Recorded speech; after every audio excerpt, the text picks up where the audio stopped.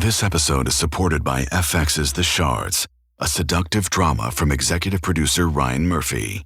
Set in 1980s Los Angeles, the series follows a group of glamorous, deeply entangled high school seniors drawn into a life of wealth, beauty, parties, and excess. At its center is Brett, whose reality begins to unravel when the arrival of a new student coincides with a series of mysterious murders. FX's The Shards, now streaming on Hulu. Did you know with the Sam's Club app, you're technically in the club no matter where you are? Like, this is a club. This is also a club.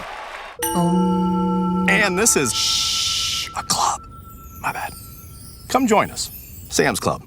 This podcast is part of the Robots Radio Rocket Club, a program designed to help all podcasts reach their full potential. For information about joining the Robots Radio Rocket Club, check out robotsradio.net.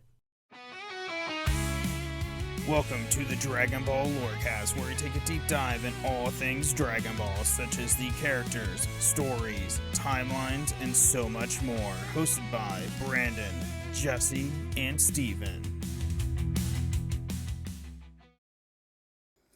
Welcome back, Z-Fighters, to another episode of the Dragon Ball Lorecast. I'm one of your hosts, Brandon, or also known as Ben of Temeria, and always with me is my good friends, Steven. Yo. And Jesse. How's it going, everybody? And we are here bringing you more info about the Frieza clan in part 2, and only part 2. There's only 2 parts for these guys. Well, makes sense. There's only like 3 of them that we know of. Well, technically 4, if you want to throw in freaking Frost. And there's Chilled. That's 5. Okay. What? 5? Still, not very 5? many. Yeah, there's 5 that we know of. Ooh. So last week we went over their biology, their abilities, and like kind of the origins of their species, or mutated creatures that they are. Today we're going a lot more into their biography and specifically their history in each of the series that they appear in. So getting right off, we are starting with the Universe 7, so the main universe that we all know and love. So they're among the strongest races in space, and King Cold was their leader until death, according to Dragon Ball Z Budokai Tenkaichi 3. Though according to Xenoverse, Frieza is the race's supreme leader, while in Dragon Ball Fusions, it is suggested King Cold passed control over to Frieza and was supreme leader before turning over to Frieza. In Xenoverse, when playing as a Frieza race future warrior and training under Frieza, he mentions that there were some of few survivors of the race, suggesting that something happened which wiped most of them out. Which is crazy to know that like something happened. In my head canon, I believe personally it's probably Beerus. Let's be honest. Yeah. Beerus, probably visited their planet. He got pissed off because they're all thinking they're high mighty egos, and he just like, nope. Or they didn't have enough food for him, so he was like, you know what? Yeah, just planet gone. Gone. Nope, none of this. Yeah. In Xenoverse 2, the Frieza clan has a rule that the strongest among them rules, indicating that Frieza is a prodigy among his race and clan, and again due to being recognized as the strongest, which he may explain his rivalry with Cooler, whom apparently seeks to one day usurp his brother's position, while King Cold is content allowing either of the sons to rule as long as they maintain their family reputation and respect him as their father. Yeah, or aka King Cold just does not want to die. Yeah. I mean, I think that's more likely because he'll get cooked by either one of his sons. Yeah. Oh, absolutely. All the members of the race shown in the Dragon Ball manga and Dragon Ball Z anime adaptations are part of the same Galactic Overlord family and collectively known as a group as the Planet Trade Organization. They hired and or enslaved many other species, most notably the Saiyans, to eradicate a planet's populace and sell another planet to the highest bidder.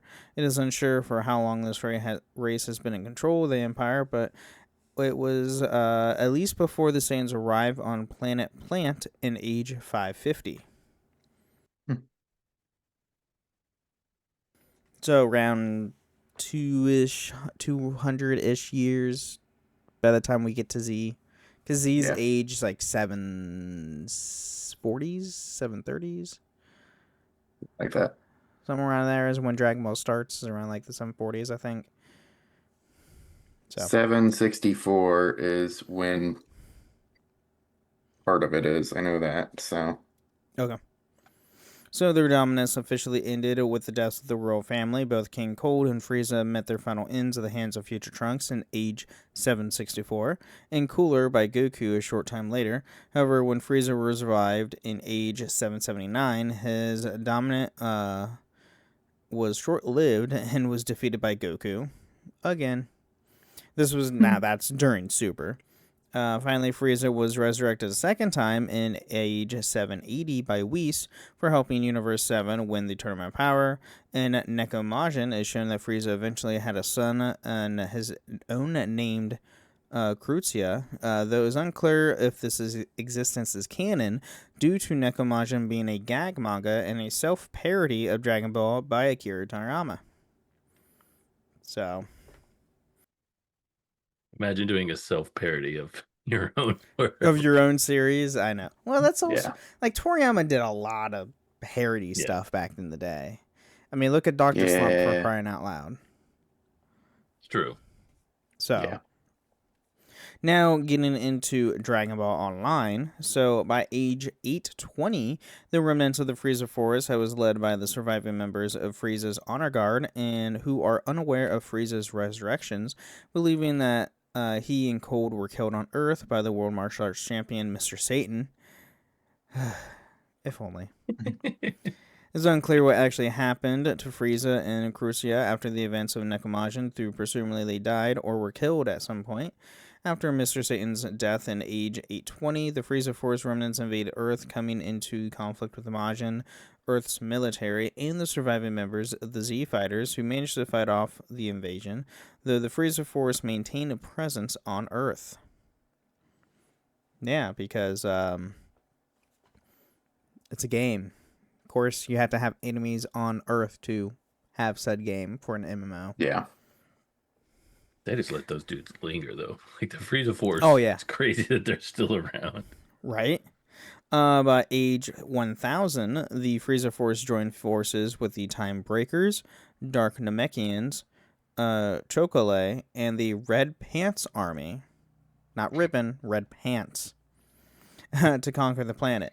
The Frieza Force also hoped to acquire Frieza's DNA in order to clone him, while joining the Time Breakers and causing trouble in the past on Namek in age 762. They managed to collect Frieza's silver tail that had been cut off by Krillin for use of a genetic sample. While fighting the Time Patrol, it was discovered that the Frieza Force was consuming the tail of a mutant member of the Frieza race, like Frieza, could power up and mutate the consumer through the lead of the destruction of said sample. Ew.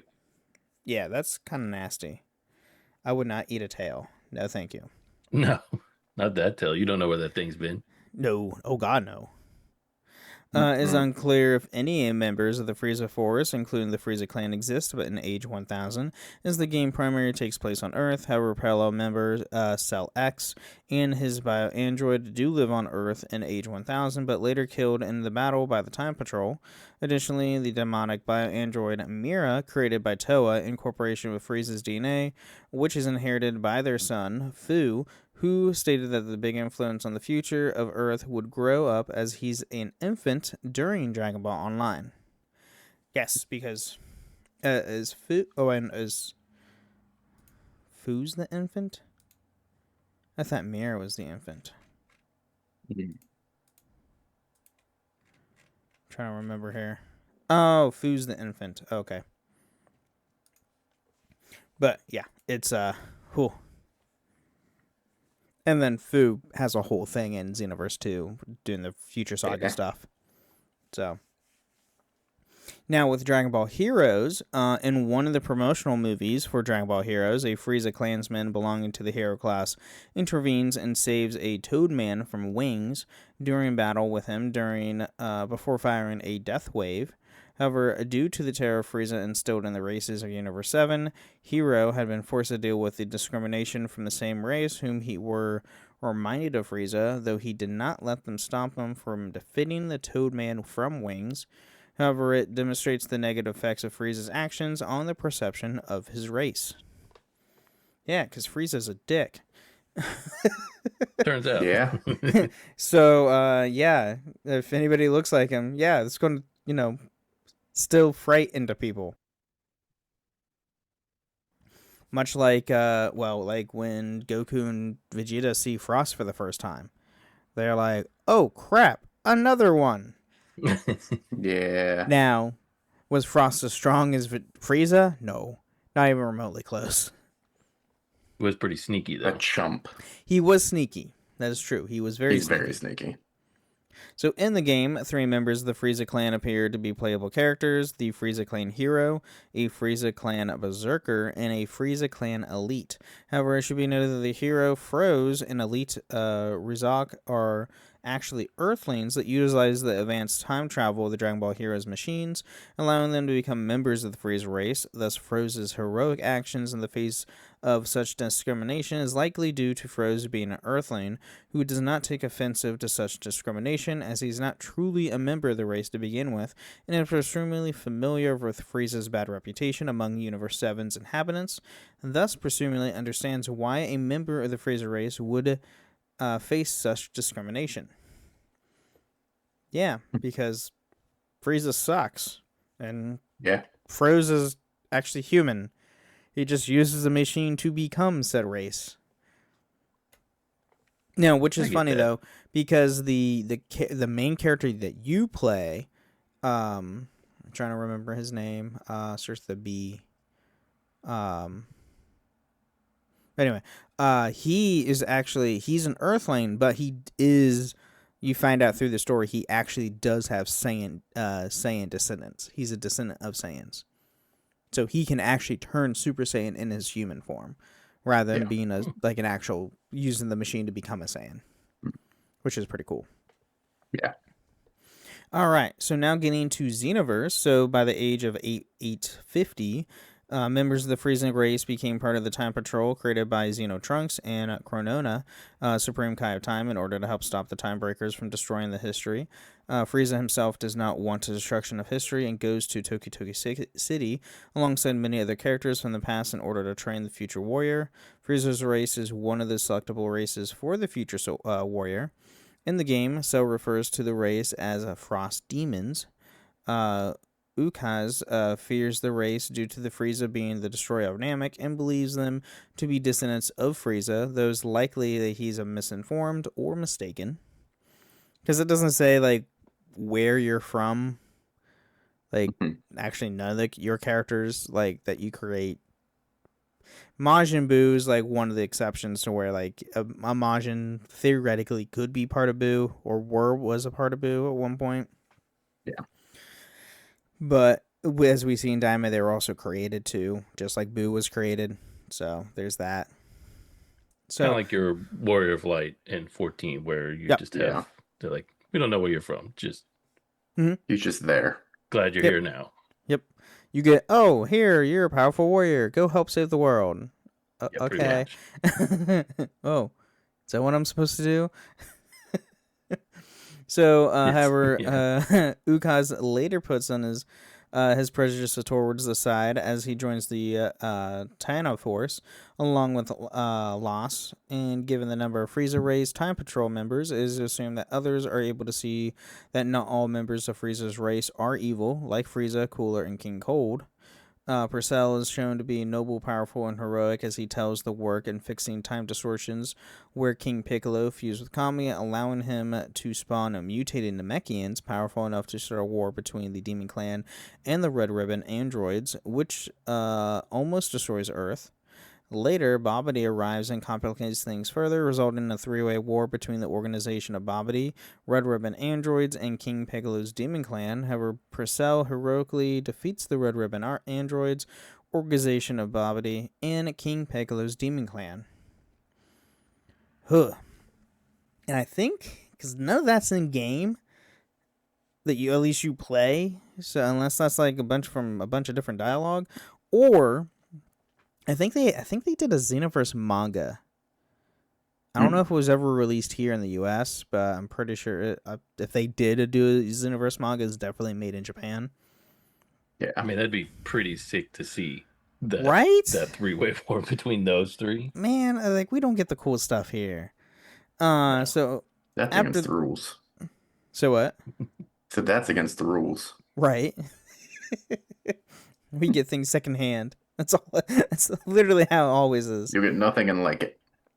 So after they're dealt with, Purcell uses the Namekian Dragon Balls to undo all the damage to Earth and resurrect innocents killed, showing that members of the Frieza race can be heroic, selfless, and good, as Purcell didn't try to use the Namekian Dragon Balls for himself. And the fact Namekians allowed Purcell to use their Dragon Balls means they did not sense any evil from him, as they refused to allow Frieza and Vegeta to use the Dragon Balls due to their evil hearts. Riso is specifically addresses that Frieza's race being evil was a misconception spawned largely by Frieza's family infamous reputation, with his also specifying stating that only Frieza and King Cold were truly evil among his race. And as we said last week, like, Cooler's like evil, but like he's not like true evil like how Frieza is. He's not like cruel evil for the sake of being evil. Like, he wants to rule the world, like rule the galaxy and rule the universe and everything, but he also treats his subordinates like fairly. Yeah.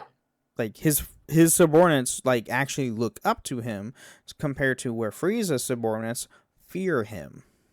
Yeah. Because For good Frieza will reason, just wipe you out for no apparent reason. So, unless you're Zarbon or Dodoria, which they're just infatuated by Frieza. So, yeah, they're just weird. Yeah. mainly Zarbon. Mainly Zarbon. Some weird dudes. Ooh, yeah. So in the game, Frieza's race members can wear an exclusive type of clothing/armor made from their own body tissue called biosuits. First form Frieza is also playable in his biosuit, battle armor removed, as an alternate costume/skin. It is also revealed that there are hybrid biosuits called cosmic suits that combine their race's body tissue with mechanical parts. Members of the Frieza's race are shown to be capable of using Kaioken. In the game, they have high movement speed with lower attack power than the other races. To compensate, their movement speed increases when their health drops below 50%. They also have the ability to fire a single paralyzing ki blast and use a tail attack as their grapple throw. As part of the Resurrection F Pack DLC, a Frieza race future soldier can have their potential unlocked by Elder Kai, allowing them to access their full potential. Now, mind you, in Xenoverse 1, this was a pain in the ass. Yeah. I don't know if you guys played Xenoverse 1. Mm-hmm. Specifically, like, I played it when it came out and with all the DLC and everything. Yeah. Elder Kai in this game was the most dreadful, annoying character. Because back in Xenoverse, compared to Xenoverse 2, in Xenoverse 2, you just have to get to a specific class rank to do the next lesson from each character, and to get potential unleashed in Xenoverse 2, you just have to complete each of the tests with a Z rating, and that's it. Yeah. Not that hard to do. You might have to grind to get to the Z rating at a certain point and do some specific finishers, like transform finishers and stuff like that, but not that hard. In Xenoverse 1, he is a mentor. To get said skills from mentor, you have to go in I think it's 3 or 4 stages, and each stage will give you a new technique. Well, with Elder Kai, he doesn't give you a new technique until the very last one, and compared to the other mentors where they were playable characters and where you could increase their gauge by using them as with your character in a time patrol, Elder Kai doesn't have one. So you're just slowly building this as you're grinding through missions. Yeah. With no quick reward at all. No. It was so awful. dreadful. Terrible. Thank God they freaking changed that too. Anyway, that was a rant. So, if a Frieza clan future warrior talks to Frieza as their when he's in the Warriors Masters, as while Frieza is your master, Frieza will mention that they are one of the few survivors of his race and says they will rebuild their clan. This conversation implies that Frieza's race experienced some sort of cataclysmic event or conflict that caused most of the race to die out, leaving only a few survivor members, similar to how events such as Frieza's genocide on the Saiyans and the climate shift on Namek reduced the numbers of Saiyans and Namekians. Yeah. Again, I still think it probably was Barris, because Barris probably got annoyed at some point by one of them. It feels pretty likely. I don't know who else could wipe them all out, to be quite honest with you. Way more fun than a climate shift theory. Right. Oh, yeah. Well, and like, I mean, they're very adaptable. They can survive a vacuum in space. They were the strongest beings in the universe until Super Saiyans became a thing. To where what could easily wipe them out with no, repercussions or remorse? Beerus. Yeah. The god of destruction. So, all right. Well, with that, let's take a quick mid-break. Thank our listeners, and we'll be right back. Bonjour, compadre. It's the Priceline Negotiator. How do I negotiate so many great travel deals? My greatest gadget, the Priceline app. It's got hotel deals, flight deals, rental car deals, all of those deals in a bundle. Deals, game day deals, concert trip deals. No one deals more deals than Priceline. Hold your horses, there's more. The app lets you filter hotels by neighborhood, vibe, star level, and amenities like pools and spas and beachfronts and... Wait, I'm not done. Stop cutting me off. Priceline. Hello? Look what TJ Maxx dragged in. The Devil Wears Prada 2 is now streaming on Disney Plus and Hulu. We are digital, we are downloadable, we are streamable. The fashion event of the year is certified fresh. Pull yourself together, we have work to do. Critics say it's smart and witty and the perfect sequel. That's all. Get runway ready for The Devil Wears Prada 2 on Disney Plus and Hulu. Rated PG-13.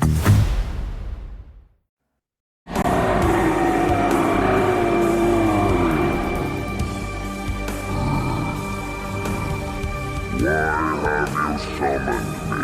Tell me your wish now. All right, welcome to the Middle Show, talking about everything with podcasts. It's nothing to do with the lore of Dragon Ball. Here, we want to thank all of our amazing listeners. Thank you guys so much for supporting the show. And if you too want to support the show, you can go to Apple or Spotify, leave a 5-star review on Apple with some words, or a nice Spotify comment or read it out loud next time on the show. We don't have any this week, guys. But, unfortunate. It is what it is. We're also, fairly new, so no love there's for that the Frieza too. Race yet? Somebody will catch up on the episode and comment. Right? Yeah. Someone will definitely. And then you can also find us in a few different Discord servers. The Robots Radio Discord at robotsradio.net, as well as my Discord server, the Band of Friends Podcast in Discord, where you can find this show and all the other shows that we host, which are the Holocron History, Star Wars Canon vs. Legends, the Final Fantasy Lorecast, the Gundam Lorecast, the Wizarding World Lorecast, and the Witcher Lorecast. And then, news-wise, I completely forgot to mention this last week. Sparking Zero's new DLC finally dropped. Neo, I can't remember the full title, but it added a bunch of characters from the OG Dragon Ball. That's the animations are so funny because it's like it pulls from like the original animation style. So like Tien, when he does his volleyball, volleyball something. Volleyball fist. Yeah, his face goes into the weird pose that he does when he originally does it. It's so weird. They added 4 new stages. They added like 30 plus characters, 4 new stages, a bunch of new supers and moves that you can do with current characters. But a lot of the characters they added were either from the films or from the OG Dragon Ball, which is nice. So you had you had young Chi-Chi, there was young Tien, I think was Master Chun one of them? Master Roshi's disguise. Was it Jackie Chan? Jackie Chun. I think Jackie Chun was one of them as well. They had Pseudo Super Saiyan from the Lord Slug movie that Goku can turn into, which is really cool. So they added a bunch of stuff. And then other than that, I mean, there's not really any other new stuff that's going on currently. Gamescom is at the end of the month, so we might see more information on Xenoverse 3 at Gamescom. I'm pretty sure Bandai is going to be there. So I wouldn't be surprised if we see something there. I know we're seeing Witcher stuff. So yeah. And 14 is going to be there too. There's going to be a panel on 14. Nothing like major announcements or anything, just like photo shoot panel and stuff like that. Yeah. We have to wait for October for that. Yeah. To find out what I really want to know. The range you get to control a Falcon. I just want to know what the Biz range is going to be. It's going to be a Falcon. It's a Falconeer of some sort. I don't think it's not going to be called Falconeer, but it's going to be something with the Falcon. Yeah. And that would be cool. It would be very cool. It's our third pet it'll be the fourth technically because we have Beast Tamer coming out in the next patch. So yeah. But that's a limited job. I don't count that. That one barely counts at best. It'll be fun to goof around with. That's pretty much all it is. So yeah. All right. Do you guys have anything for the news or anything for the mid break? Nope. Nope. All right. Cool. Let's get back into more of the Frieza clan.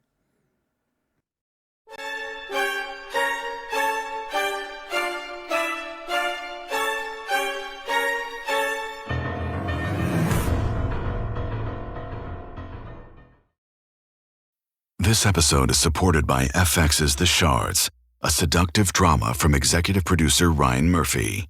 Set in 1980s Los Angeles, the series follows a group of glamorous, deeply entangled high school seniors drawn into a life of wealth, beauty, parties, and excess. At its center is Brett, whose reality begins to unravel when the arrival of a new student coincides with a series of mysterious murders. FX's The Shards, now streaming on Hulu. Got a Sam's Cafe pizza order up. You know the best part about this spicy Italian sausage? I voted for this topping. Yeah, just another perk of being a member. Come join us. Sam's Club. All right, so we got done with Xenoverse 1. Now we get to talk about Xenoverse 2. So in the timeline, it is an age 852, so it's only 2 years after the original Xenoverse. So members of the Frieza clan continue to be employed by the Time Patrol, and the new Frieza race recruits are issued the Time Patroller suit, a new type of biosuit that features the Time Patrol logo and is the official uniform for the Frieza race recruits. If the future warrior is a member of the Frieza race, and they will be sent to investigate the Frieza spaceship time rift anomaly during the game's prologue, only to be called away by Old Kai after he informs them of their new assignment to take place in the critical mission. Loss is later sent to investigate this rift with his captain Tano. Tion is sent to investigate Frieza's spaceship, where he discovers undercover as a member of the Frieza force in order to investigate the anomaly without coming into contact with Frieza or his men. Because they don't know they're an anomaly. Yeah. So likewise, Purcell is sent to investigate the time rift anomaly around Satan House. A new Frieza race patroller named Jira befriends the future warrior and tells him about his adventures. Jira's first assignment takes him to age 750, where he is forced to deal with the history change during Goku's assault on Muscle Tower that causes 5 Murasaki brothers to multiply into 20, causing Jira trouble as he did not see how many he should defeat, though eventually he decides it doesn't matter and beats them all, allowing Goku and Android 8 to rescue the Jingle Village chief, restoring the timeline. Well, that's cool. Yeah. We love an Android 8 reference. Android 8's great. Yeah. Or 80, I think, or 8 or 80, I think he's called. 8er? I forget what Goku Yeah, calls. something like that. Yeah. Goku calls him like as a weird name.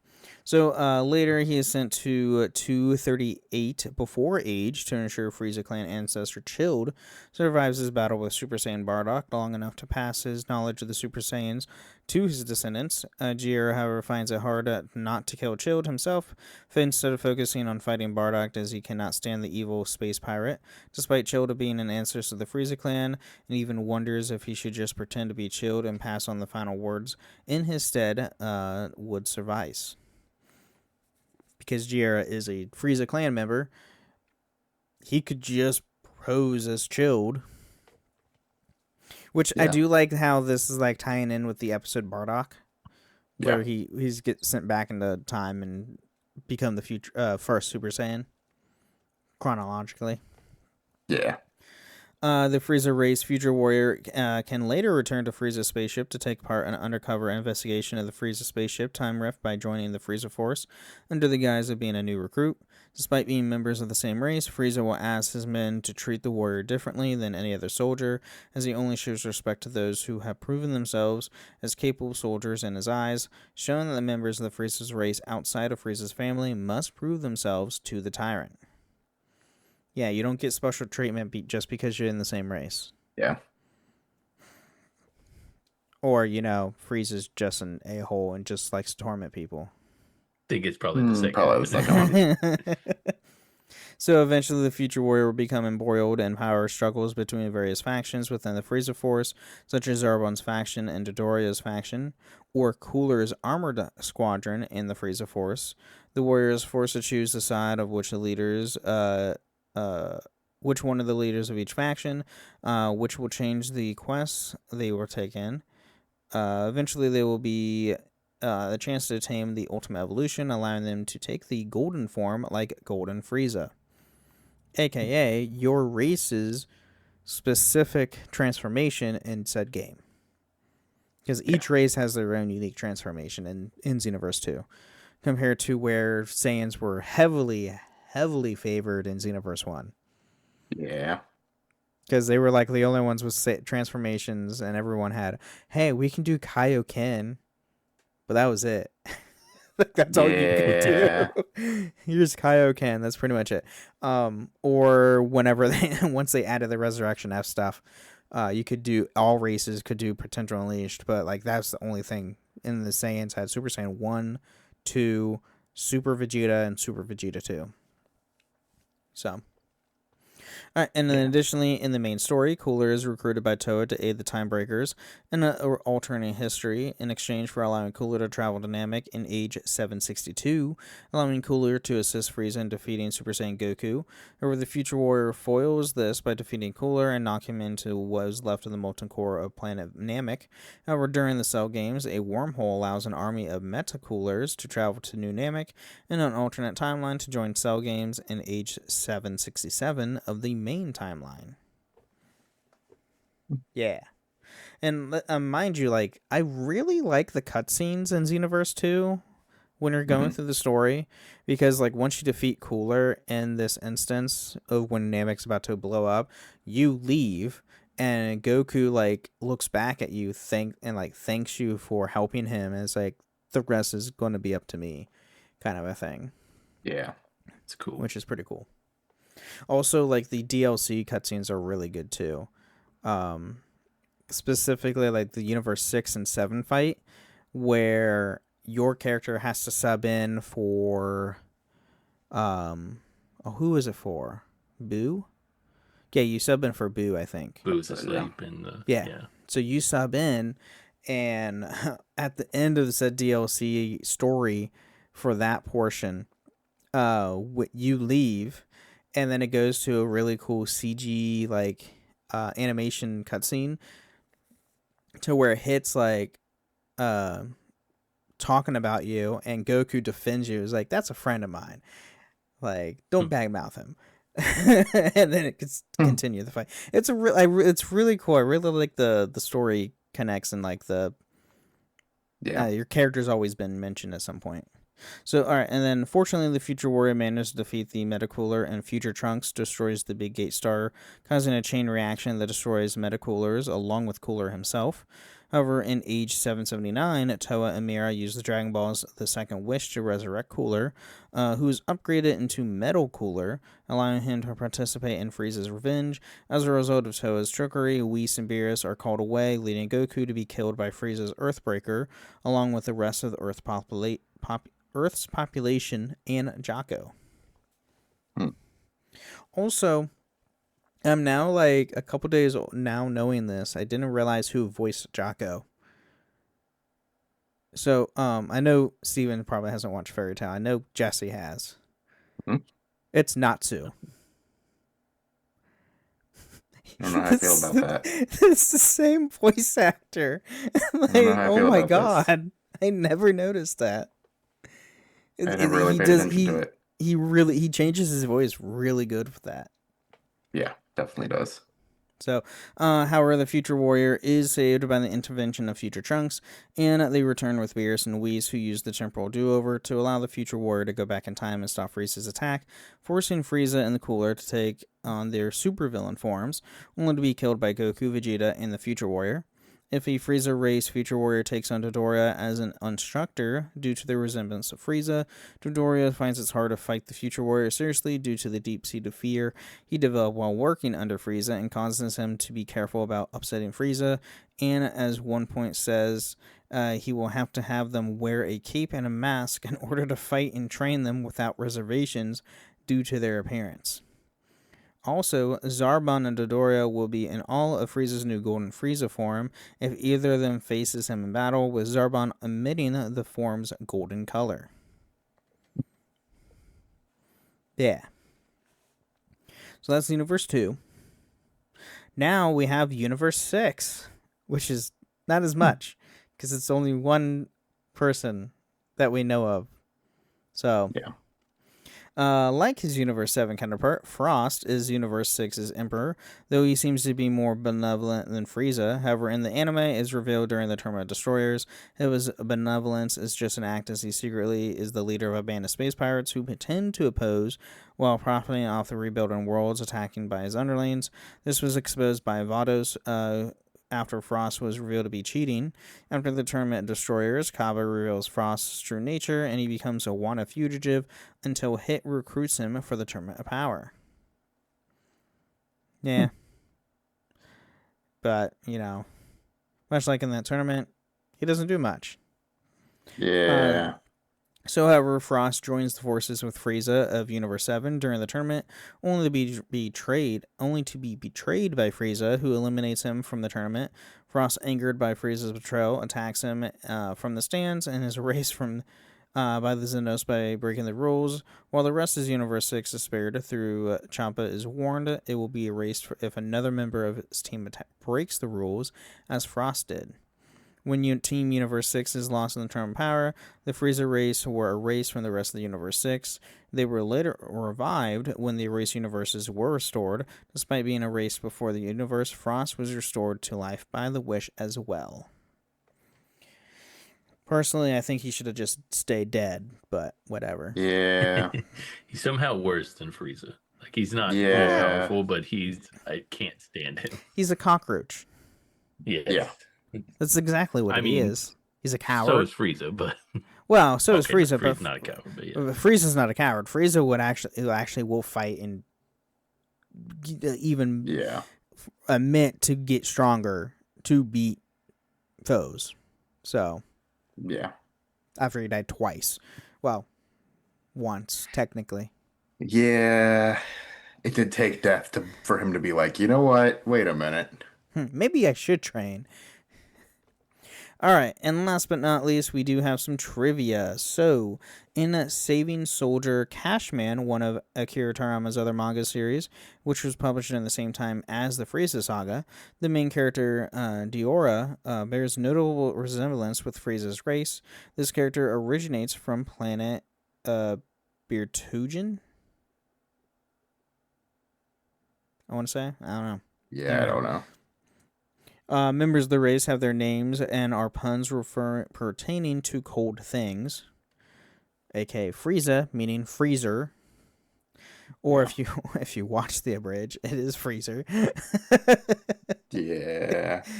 King Cold, clearly cold. Cooler, a cooler. Chilled.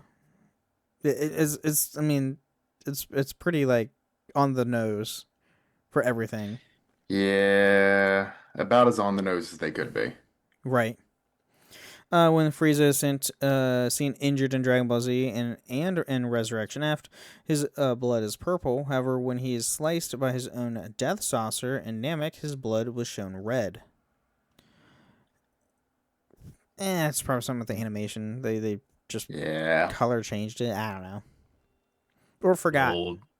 Taking creative liberties with the reanimation. Ditia from the spin-off manga O New Gadget Super Lovers bears a resemblance to Frieza's first form, as well as Berter and Cell's perfect form. Okay. Silas, Rabonra, and Agnacia bear a heavily resemblance to his race, which are specifically from Dragon Ball Heroes. Yeah, these guys are all from Dragon Ball Heroes. I know Silas specifically. No, Yabana's from Tournament of Power. Oh, yeah, you're right. The other two are from Heroes. Silas I knew specifically from Heroes because, like, when you start up Super Dragon Ball Heroes World Mission on the Switch or PC, like, he's in the first cutscene. Yeah. So that'll do it. In the speedy dub of Dragon Ball Z Cooler's Revenge, the name of Frieza's race is Gairis? Glaris, like glacier. The name is likely a pun on glacier, which fits with the race's cold theme naming scheme. Honestly, that would not be a bad name. I'm gonna be honest. An alien who appears to be a member of the Frieza's race appears in Otherworld Saga, which is where Goku's dead, and it's the whole with Pycon and all that. Yeah. In Dragon Ball's universe, many of the Z fighters are either very hostile or wary towards the future warrior of his race, and immediately associate them with Frieza's army. Riso mentions that both King Cold and Frieza were mutant members among the race and were filled with evil. However, he does add that not all Frieza's clan are corrupt, though few beings believe such. In the same game, if a Frieza race future warrior takes Jocko on as a master, Jocko reveals that he's aware that not all members of the Frieza's race are evil. He's also unsure of how properly address them due to him being unsure of the warrior's gender. In Xenoverse 2, Jocko will also point out that if to Great Salmon 1 and 2 that not all members of the Frieza race are evil. The two suggest that if more members of the Frieza race were like the future warrior, then they could become protectors of the universe. Jocko replies by stating that this would be unnecessary as the Galactic Patrol is already protecting the galaxy. But are you, Jocko? Are you? I think you're just in it for the clout. Because that's all he talks about. Yeah. Unless once you get to the, Moro arc where there's Miras. Okay, that I agree with. Miras is actually a good protector. He actually does things. Yeah. Also in the game, Beerus admitted that he hated the Frieza race for their actions. Hence, another reference to where he probably wiped them out. Yeah. Just saying. And Zamasu notes that the race does not seem to be well liked across the universe, and on top of that, they possess only a paltry amount of strength when compared to Supreme Kai's and God's Destruction, though this is presumably because he is unaware of the Frieza race's powerful ultimate evolution form, aka Golden Frieza. Yeah. And in Xenoverse 2, if a Saiyan Future Warrior has Turles as an instructor, concludes his training, Turles will mention that he plans on exterminating the Frieza's race, including Frieza himself, and afterwards using Frieza's planet for his Crusher Core as a new base of operation. He also suggests the possibility of creating a new kingdom for the Saiyans. So, that's it. That is what we have on the Frieza clan. I mean, they're a cool race. Minus Frieza and King Cold Well, minus Frieza and King Cold. Cooler's all right because he's a tyrant, but he's not like evil to the core tyrant. Yeah.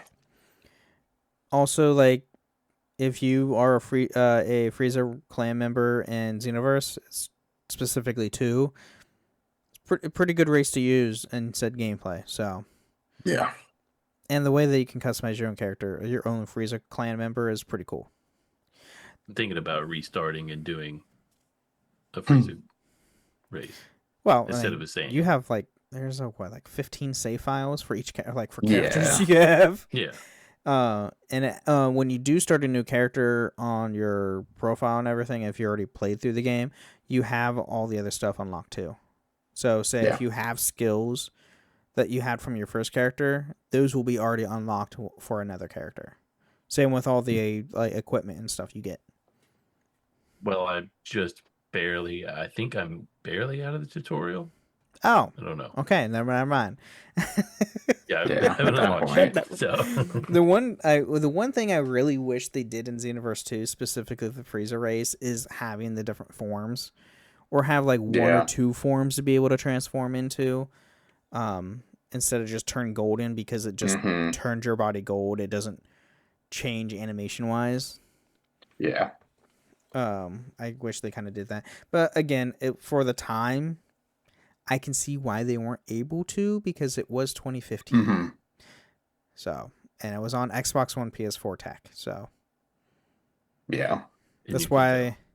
Oh yeah, I mean when you have, that's why they didn't have Frieza's second or third forms. Is because like they physically could not do the transformation sequence. Like when you go from he always goes from first form to final form, because they just swap, like they do a switch of the character model, and they're roughly they're the same size character model, so it was an easy like swap out. Yeah. So nobody like notices. Compared to, second form is extremely tall. And third form is the elongated head. The xenomorph. Yeah, so, pretty much, yeah. And they went from Xenoverse 1 to Xenoverse 2 within a year. Xenoverse 1 came out in 2014. Xenoverse 2 was the following year. So they just copy and pasted everything. Though I will say they refined a lot within that time, specifically with transformations and awakenings. So, yeah. Finally, they combined Super Saiyan 1 and 2 into one skill, and added 3 to the same skill, which was nice. So, all right. Do you guys have anything left on the Frieza race that you want to go over or talk about or mention? Nope. Okay. No. All right, cool. Well, everybody, thank you again for listening to the Dragon Ball Lorecast, and till next time on the Dragon Ball Lorecast. Thank you for listening to the Dragon Ball Lorecast. You can find us on the Robots Radio Discord at robotsradio.net, the Ben and Friends podcast and Discord, where you can tell us how you got into the Dragon Ball series. You can even find us on Twitter at DBLorecast, and email us at dragonballlorecast@outlook.com. See you next time on the Dragon Ball Lorecast. Hello? Look what TJ Maxx dragged in. The Devil Wears Prada 2 is now streaming on Disney Plus and Hulu. We are digital, we are downloadable, we are streamable. The fashion event of the year is certified fresh. Pull yourself together, we have work to do. Critics say it's smart and witty, and the perfect sequel. That's all. Get runway ready for The Devil Wears Prada 2 on Disney Plus and Hulu. Rated PG-13.